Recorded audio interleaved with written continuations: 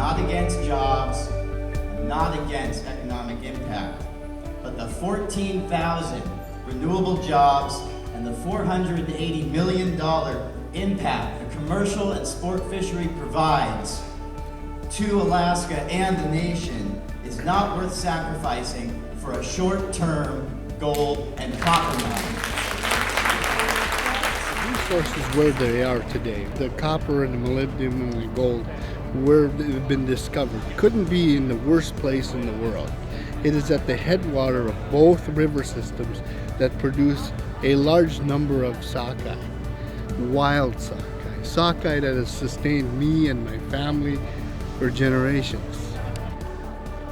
I'd like to thank you for taking the time to do this assessment and looking at this issue. We've been screaming at the top of our lungs for years, asking somebody to look and see what we're about to do to future generations into one of the greatest fisheries in the world. It's inconceivable to do something like this. If you've looked at the science and you look at the other studies that are long-term that have been done, and I would ask you to take into account how wet this region is.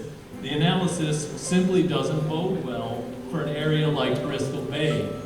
It's inconceivable to think that this could happen. 350 runs of wild salmon are extinct in the Pacific Northwest, and it's happened in my lifetime. That is a terrible legacy would be to leave to our children and our grandchildren.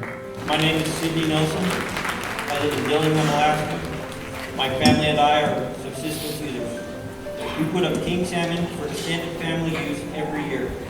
We also put up a lot of sockeye and harvest moose each year.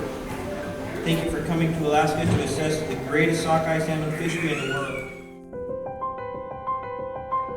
Opposition to the mine. The survival of our culture directly depends on the health of our land, the fish, and the wildlife. No amount of money or jobs can replace our way of life and our culture. Our land is crying out in pain because of this destruction. I hope our answer in Alaska will come from leaders like you hearing this, and that you will work hard to protect what we have left. Without these, we cannot exist as Dinayana people. Our village will die. People will move. Our salmon will be no more. Our clean water will be polluted from mining. These are renewable resources that will always be around as long as we take care of it.